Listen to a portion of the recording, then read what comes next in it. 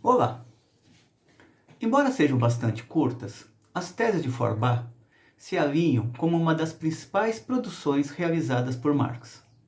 Vamos procurar, em alguns minutos ou ao longo de um breve espaço de tempo, trabalhar algumas ideias fundamentais que estão presentes nas teses de Feuerbach. Principiemos pela primeira tese, na qual Marx vai dizer o seguinte: até agora, o principal defeito de todo materialismo é que o objeto, a realidade, o mundo sensível, só estão apreendidos sob a forma de objeto ou intuição. Significa o quê? Primeira coisa a observar é que defeito aqui está no sentido de limite. Então, Marx está tentando apontar quais são os limites presentes no materialismo até então desenvolvido dentro da filosofia alemã. Quando ele diz que dentro deste materialismo o objeto, o mundo sensível, é apreendido apenas como objeto ou intuição, Marx procura acentuar desta forma como que, embora tenham reconhecido a existência da realidade, o idealismo alemão não havia conseguido estabelecer uma verdadeira conexão entre a realidade e o ser social. Por outras palavras, ele não havia conseguido avançar para além da constatação do empírico, quando na realidade era necessário verificar também como que a ação dos homens transformam esta realidade sensível. Daí que o Marx vai afirmar que o aspecto ativo foi desenvolvido pelo idealismo em oposição ao materialismo, mas só abstratamente. Ou seja, captaram-se certos elementos, mas não foram captados estes elementos de uma maneira ontologicamente correta, ou seja, de maneira a possibilitar a apreensão, a compreensão adequada do ser social e das relações sociais nas quais este ser está imerso à luz de uma determinada materialidade social. A segunda tese, Marx vai dizer: a questão de atribuir ao pensamento humano uma verdade objetiva não é uma questão teórica, mas sim uma questão prática.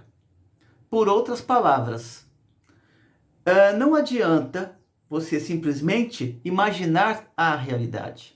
É na medida em que o ser social atua, na medida em que ele fornece respostas para os problemas que mapeou, que você terá a comprovação na própria realidade se aquelas respostas foram adequadas ou não ao problema que estava posto. Daí que o Marx diz que não é uma questão teórica, ou seja, podemos responder a várias questões apenas no plano do pensamento. Mas é necessário que estas questões respondidas no plano do pensamento sejam submetidas à prática. Portanto, envolvem a ação humana e os resultados colhidos por esta ação humana. Daí que o Marx vai afirmar que é na praxis que o homem precisa provar a verdade, isto é, a realidade e a força, a terrenalidade de seu pensamento. Comecemos pela ideia da praxis. Praxis é uma ação essencialmente humana. Quando falamos de praxis, estamos falando de uma ação mediada pelo pensamento. Neste sentido, quando ele diz que é na praxis que o homem precisa provar a verdade, significa o quê? Que ele pode elaborar centenas de ideias, mas ele só terá a convicção, a certeza, ou só terá a confirmação da resposta que encontrou no plano do pensamento se ele subordinar aquelas ideias que ele elaborou ao plano da ação. Sem ligar pensamento e ação, não é possível saber a respeito da objetividade do pensamento, da realidade do pensamento. Portanto, é na praxis que o homem precisa provar a verdade. Lembrando que verdade para o Marx não é a confirmação de algo eterno. Verdade é o que uma determinada realidade, em determinado momento, demonstra. Portanto, não existem verdades absolutas para Marx. O que existem são verdades que estão intimamente relacionadas ao momento concreto, ao momento específico, particular de uma determinada realidade.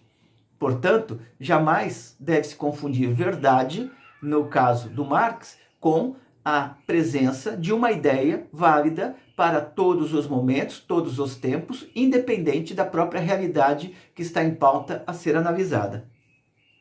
Portanto, na medida em que este ser subordina suas ideias à realidade, portanto, ele se exterioriza no mundo, ele se objetiva no mundo, ele comprova ou não a realidade e a força, a terrenalidade de seu pensamento. Na ideia de terrenalidade está presente também a formulação de que são os homens que fazem a sua história.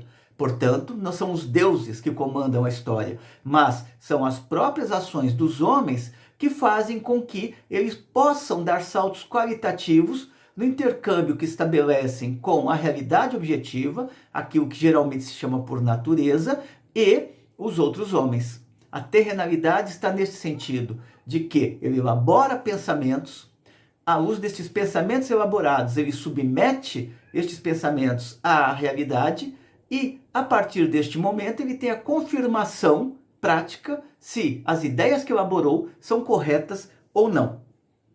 Portanto, a discussão sobre a realidade ou irrealidade do pensamento, isolada da praxis, é puramente escolástica. Ou seja, a verdade ou inverdade de um pensamento, se ele não for subordinado ao plano da ação, portanto, se ele não for acompanhado por uma determinada praxis, aquilo que o Lukács chama também de por teleológico, um agir com uma determinada finalidade, nós ficaremos apenas no plano da especulação. Ou seja, tal ideia é verdadeira ou não é? Pode ou não pode ser realizada? Apresenta ou não apresenta resultados? Para saber sobre estas dúvidas, é necessário partir para a ação. Portanto, a verdade não está nem apenas no objeto, muito menos no ser que elabora a questão. Mas a realidade, a verdade, ela está nas possibilidades objetivas de se obter a resposta à luz da reflexão e da submissão desta reflexão ao plano da ação. Na terceira tese, Marx volta à ideia também da praxis. Aliás, a ideia de praxis domina amplamente as várias teses sobre Feuerbach. Marx vai dizer na terceira tese: a doutrina materialista, que pretende que os homens sejam produtos das circunstâncias e da educação, e que, consequentemente, os homens transformados sejam produtos de outras circunstâncias e de uma educação modificada, esquece que são precisamente os homens que transformam as circunstâncias e que o próprio educador, precisa ser educado. Aqui está colocado o lado ativo do pensamento. Num primeiro momento, o senso comum tende a ver a realidade como algo que se impõe a ele. Ora, é lógico que quando nascemos, nós nos encontramos com condições determinadas, com uma determinada materialidade da vida que está posta. Mas isto não quer dizer que, enquanto seres sociais, não possamos transformar estas condições existentes.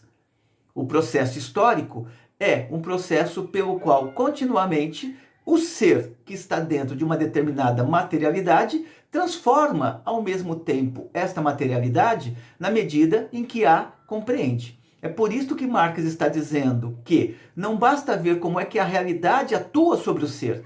É necessário ver também como é que o ser, à luz desta realidade, atua sobre esta realidade. Por isso que ele conclui a tese dizendo que o educador também precisa ser educado. Mas que este educador que precisa ser educado é aquele que vai aprender a realidade para transformar a realidade. Ele não é um ser passivo diante do mundo. Pelo contrário, ele é um ser ativo diante do mundo. Conclui o Marx a terceira tese, dizendo: a coincidência da mudança das circunstâncias e da atividade humana, portanto da praxis, quando Marx está falando da atividade humana, está falando da praxis, ou automudança, só pode ser considerada e compreendida racionalmente como praxis revolucionária. Ou seja, a praxis, ela precisa aprender a realidade aproximativamente tal como a realidade é, para poder transformar esta realidade.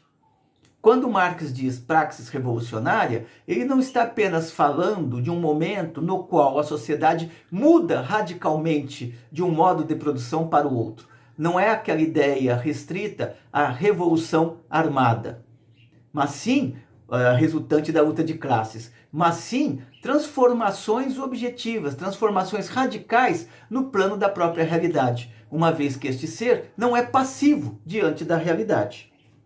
Na quarta tese, Marx vai discutir a questão de como a religião torna o homem estranho a si mesmo e duplica o mundo em um mundo religioso, objeto da representação em um mundo profano. Nesta quarta tese, para melhor ser compreendida, seria necessário ler o texto da Introdução à Crítica à Filosofia do Direito de Hegel, quando o Marx coloca que na Alemanha, naquele momento, a crítica religiosa havia chegado ao seu final. E a crítica à religião era o pressuposto de toda a crítica, porque o homem que via a sua realidade material mediada pelas entidades divinas, cria as condições para ver a sua realidade material como resultante da própria ação dos homens. Basicamente, é esta ideia que o Marx está recuperando nesta quarta tese, onde ele está dialogando com o pensamento de Feuerbach. Então, neste sentido, seria muito útil resgatar este texto, Introdução à Crítica à Filosofia do Direito de Hegel, porque ali vai ter a famosa frase do Marx, na qual ele diz que a teoria também é uma força material quando se apodera das massas. Ou seja, a partir do momento em que o ser social deixar de ter a sua existência mediada pelas entidades divinas, ele começará a superar também outras formas de mistificação da realidade, como é o caso do Estado. Uma vez que o Estado, na leitura do Marx, ele aparentemente, ou ele se manifesta, né, como estando acima do ser social, ao passo que o Estado, assim como a religião, também é produto do ser social. Na sexta tese, Marx vai colocar que a essência do homem não é uma abstração inerente ao indivíduo isolado. Na sua realidade, ele é o conjunto das relações sociais. Por outras palavras, aquilo que o homem é precisa ser compreendido à luz das relações sociais que ele estabelece. É uma ideia que o Marx desenvolve também ao longo da ideologia alemã, quando ele diz que, assim como os homens manifestam a sua vida, assim eles o são. Ou então a ideia de que não é o pensamento que determina o ser, mas é o ser, portanto a existência, que determina as formas do pensamento. O determinado aqui é no sentido de que estas ideias não surgem ao acaso, elas surgem à luz de uma determinada materialidade social. A sétima tese, Marx volta à ideia do espírito religioso para mostrar como que a religião é um produto social e como que este indivíduo, tomado genericamente, também é um produto social. Mais uma vez, para compreender adequadamente esta tese, seria necessário retornar ou seria necessário desenvolver as explicações que o Marx apresenta no texto da Introdução à Crítica à Filosofia do Direito de Hegel. A oitava tese, Marx é bem mais objetivo ainda nos seus argumentos, quando ele diz que toda a vida social é essencialmente prática. Por outras palavras, só podemos ter o gênero humano porque o gênero humano, ao longo de séculos e séculos, ao encontrar determinadas respostas às perguntas que elaborou a realidade, submeteu estas perguntas ao crivo da ação. Portanto, desenvolveu uma determinada praxis diante da realidade. Todos os mistérios, continua Marx, todos os mistérios que conduzem ao misticismo encontram sua solução racional na praxis humana e na compreensão dessa praxis. Por outras palavras, quando o ser social se sente um ser estranho ao mundo ou se sente como se o mundo se impusesse a ele, a partir do momento em que ele compreender como que este mundo que ele vê como se impondo a ele, como estranho a ele, se manifesta, a partir do momento que ele compreender as entranhas reais, as articulações reais deste mundo, ele deixará de se sentir um ser oprimido pela própria realidade. Por outras palavras, quanto mais o ser social não domina as condições da sua existência, mais ele se sente submetido a poderes estranhos que não pode controlar. No entanto, se ele recobrar no plano da consciência o que são estas relações sociais e como os homens são os motores destas relações sociais, aquele mundo místico, aquele mundo estranho, aquele mundo que se impõe a ele, desaparece, porque ele passa a resgatar a sua dimensão de verdadeiro fazedor da história, ou seja, de um ser que constrói a sua própria história, mas não individualmente, e sim coletivamente. Ok? Então vamos lá.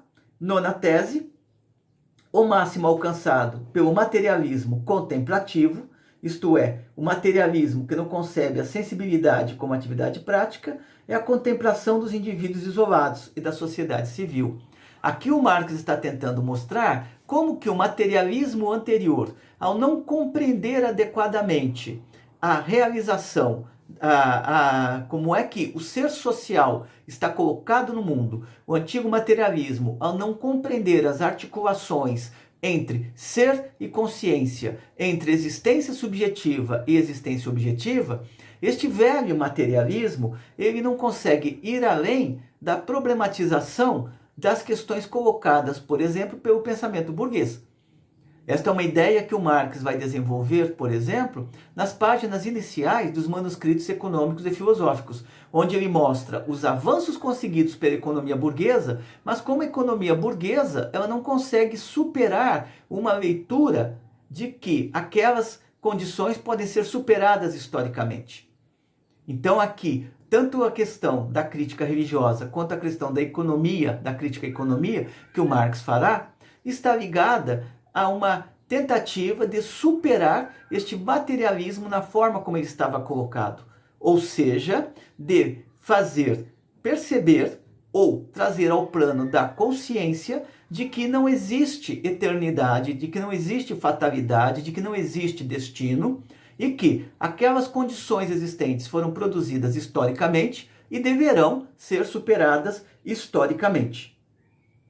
Portanto, aqui está embutida não apenas uma crítica à religião, mas também uma crítica à maneira como os teóricos burgueses, Adam Smith e Davi Ricardo, compreendiam a realidade. Eles não conseguem estabelecer uma articulação real entre o mundo objetivo e o mundo subjetivo. Na 10ª tese, o Marx ele vai mostrar, completando esta 10ª, né? E vai mostrar que o ponto de vista do velho materialismo antigo é a sociedade civil. Ou seja, o materialismo anterior a Marx não conseguia transcender a questão das relações sociais de produção burguesas. Na verdade, a história se fechava com o capitalismo. O que o Marx vai demonstrar ao longo de toda a sua obra é que o capitalismo é apenas uma das formas sociais, um dos modos de produção presentes na história. E que, assim como ele surgiu historicamente, ele pode desaparecer historicamente. Lembrando que, quando Marx aqui fala de sociedade civil, ele está se remetendo às relações sociais de produção. Portanto, ao afirmar que o ponto de vista do velho materialismo antigo é a sociedade civil, ele está dizendo o seguinte, que o velho materialismo não conseguiu transcender ou realizar adequadamente uma análise das relações sociais de produção, tais como elas estavam se manifestando na forma capitalista. Que, portanto, é necessário superar esta maneira de compreensão da sociedade civil. Ou seja, fazer uma crítica radical ao pensamento burguês e ao pensamento filosófico até então dominante. Em vez de prender-se à sociedade civil, portanto, às relações sociais de produção ancoradas na estrutura de classes, Marx aponta que é necessário pensar a humanidade social. É aquilo que o Marx chamará em outros momentos de emancipação humana. Na verdade, na 11ª tese, Marx está tentando colocar o seguinte, que em vez de ficar deixar limitada a reflexão ao plano da sociedade de classes, é necessário ver como é que se transita da sociedade de classes para uma sociedade sem classes. Portanto, aquela onde você vai ter a volta do ser social ou o retorno do ser social, controlando socialmente a produção, controlando as suas próprias relações de produção. Temos aqui um parâmetro nessa décima tese, um contraponto entre qual é a perspectiva da sociedade burguesa e qual é a perspectiva da sociedade comunista. A sociedade burguesa, o pensamento na sociedade burguesa, fica restrito a pensar as relações sociais de produção da própria sociedade burguesa. Ao passo que o Marx está propondo ir para além desta forma de reflexão para pensar como que se supera a sociedade burguesa e como que se realiza uma sociedade onde a estrutura de classes tenha sido superada, a qual ele vai chamar de emancipação humana em outros textos, mas que aqui ele está chamando por humanidade social. E por fim, dado que a vida social ela só pode ser compreendida a partir da ação e não isolando a ação do pensamento, ou ficando restrita puramente ao plano do pensamento, Marx conclui dizendo que os filósofos, portanto os teóricos da época, só interpretaram o mundo de diferentes maneiras. Independente das várias teorias que eles elaboraram para tentar explicar a realidade, todas elas desembocavam no mesmo caminho, ou seja, de não compreenderem adequadamente o que são as relações sociais de produção, ou o que é a relação da subjetividade com a objetividade, do indivíduo com o mundo, do ser com a natureza, do homem com a realidade exterior. E como que estas duas dimensões elas estão inevitavelmente imbricadas. Portanto, os filósofos só interpretaram o mundo de diferentes maneiras. Do que se trata é de transformá-lo. Ou seja, não adianta você simplesmente fornecer ideias maravilhosas sobre o mundo. É necessário ver se estas ideias maravilhosas sobre o mundo, elas conseguem ter a sua efetividade. Portanto, penetrar no próprio mundo e transformar este mundo. É importante observar que Marx não está falando aqui de qualquer tipo de ideia. O que ele está colocando são as ideias que, apreendendo as contradições da realidade, apreendendo os limites da sociedade burguesa, possam construir um tipo de pensamento que estimule a superação da própria sociedade burguesa. Uma vez que, para Marx, transformar radicalmente a sociedade passa inevitavelmente pela construção das bases da sociedade comunista, como ele vai amplamente desenvolver na ideologia alemã. É isso por hoje. Obrigado.